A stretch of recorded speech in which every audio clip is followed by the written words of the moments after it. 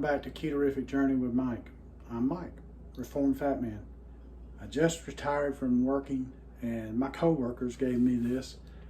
I have an apron with Ketorific Journey on it, and I've got this chef's hat, and on the back side it has, oops, sorry, didn't mean to tilt you there, Ketorific Journey also. So I was very grateful for that, and I appreciate it. That was very nice of them. I have some great co-workers that I worked with. Now I enter a new stage. I'm in retirement.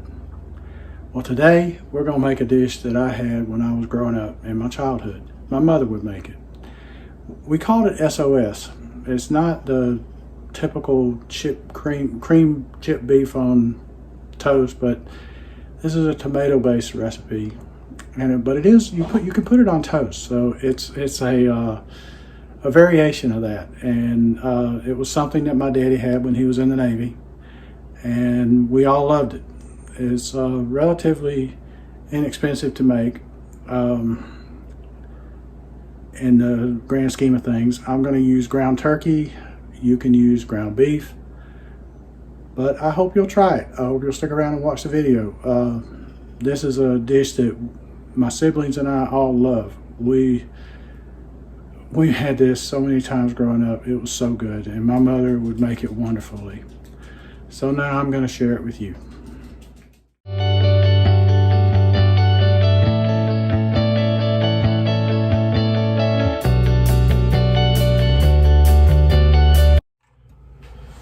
So I've got a little olive oil in this pot here, and I'm going to put some onions in it. Oh, I love that sound. Listen to it. That's applause, folks. That's applause. Now this is a Vidalia onion cut up. It's a rough chop. You don't need to do a fine chop unless you just want to, right? I mean, this not the way the recipe's done, but hey, it's your food, so you do it the way you want to do it. I'm just breaking up the onions in here.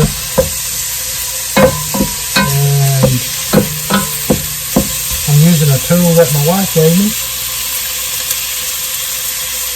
I love it.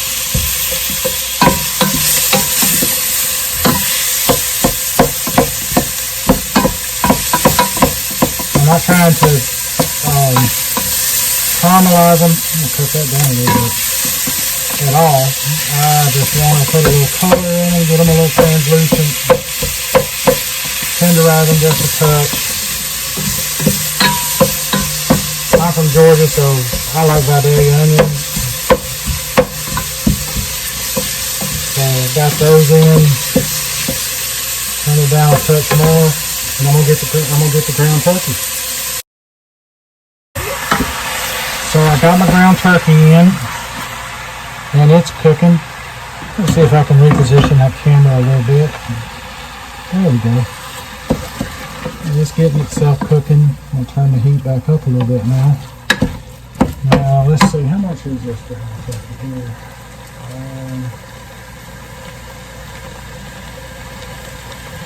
This is 3 pounds of ground turkey,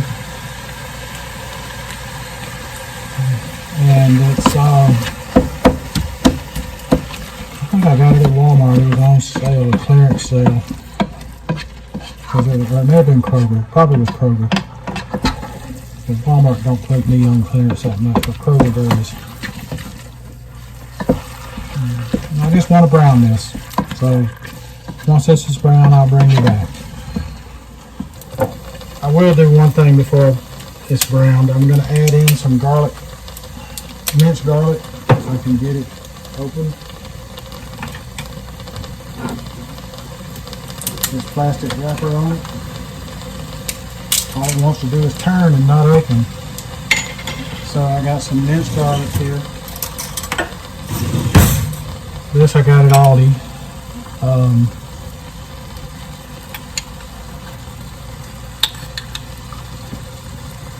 Just to give a nice flavor there. Keep that over there. Stir that in. You want to add it with the onions because I don't want the garlic to burn, because scorched garlic is not good. It is a very bitter taste. And I have scorched it if you've cooked any amount of time, you have scorched it, I'm sure.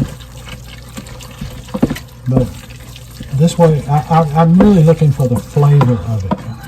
And this will take care of that just nicely. Once this is brown, we'll be back. So our turkey is browned, and I'm going to add a little salt.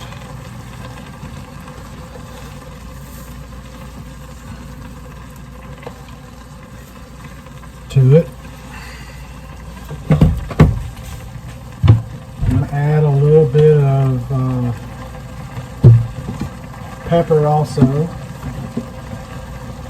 Black pepper, already ground, finely ground.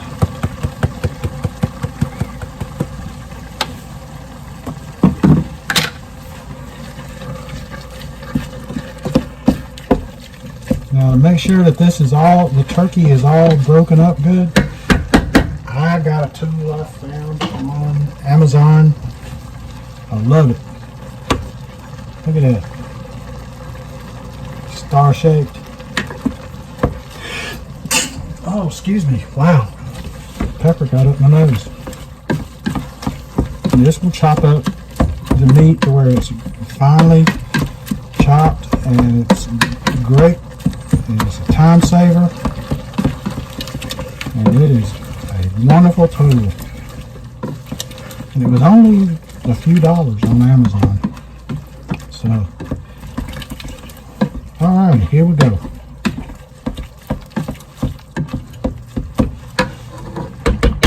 That's done. That meat is ready for the next step, which is canned tomatoes. I'm going to turn the heat down a little bit.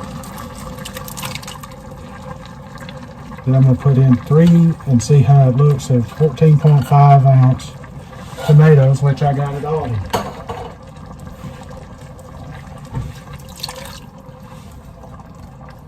And it's juice and all. Put in your juice and all.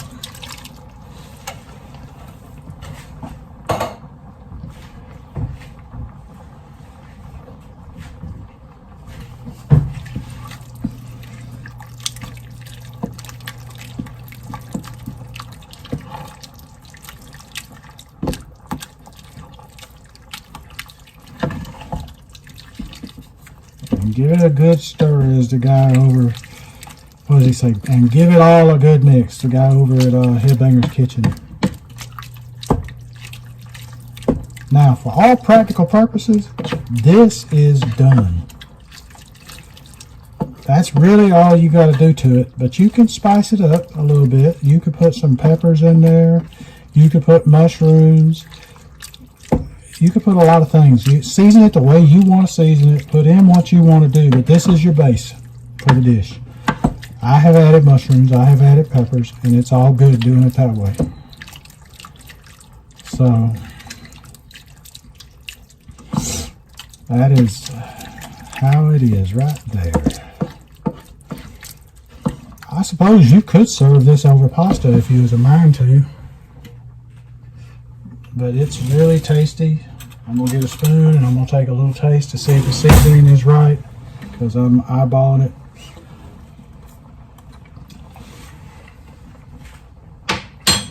It's close.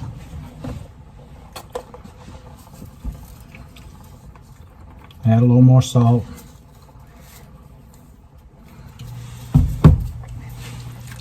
Give it a good stir.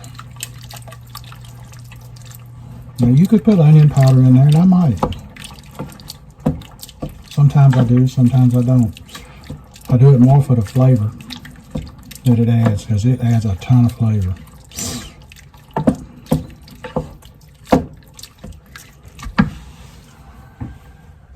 Let's see what it tastes like now. Get another spoon.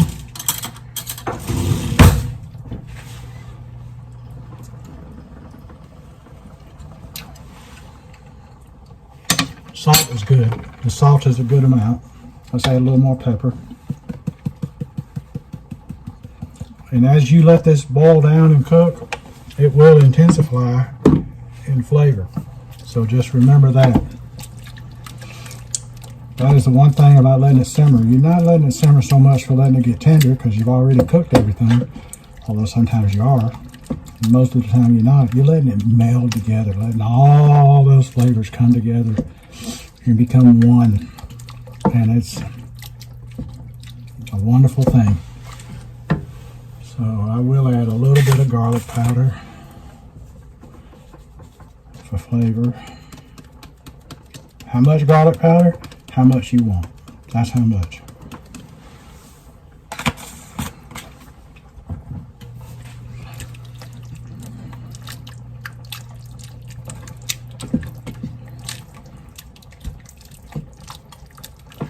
And that should do it.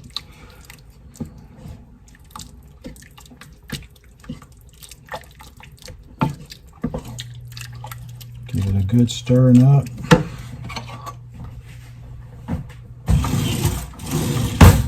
Get another spoon.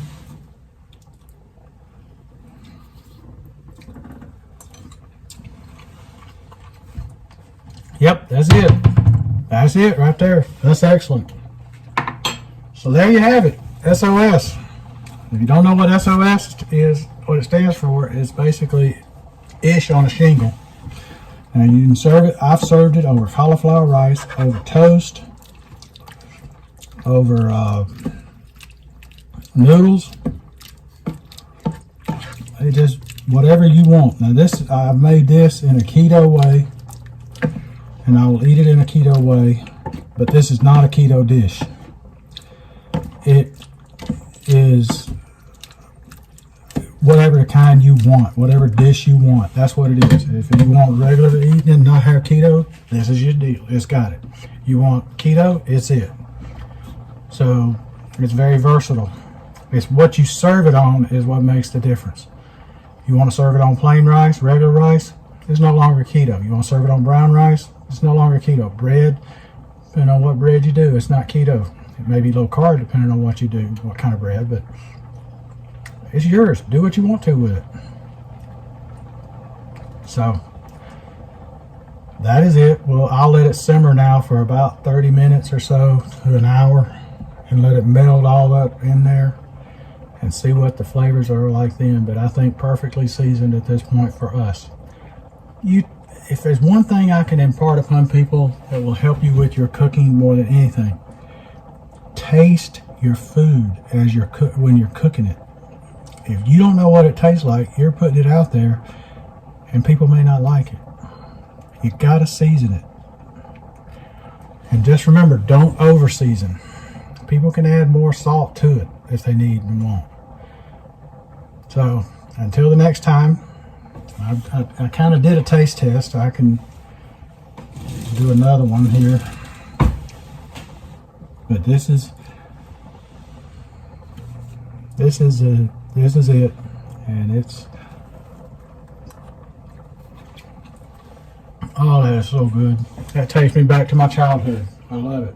I love it. I hope y'all will give this a try. It does not get any easier than this deal, than this whole meal right here. And if you're on a budget, it's a great meal. So until the next time, this is Mike at Ketorific Journey saying, let's be careful out there.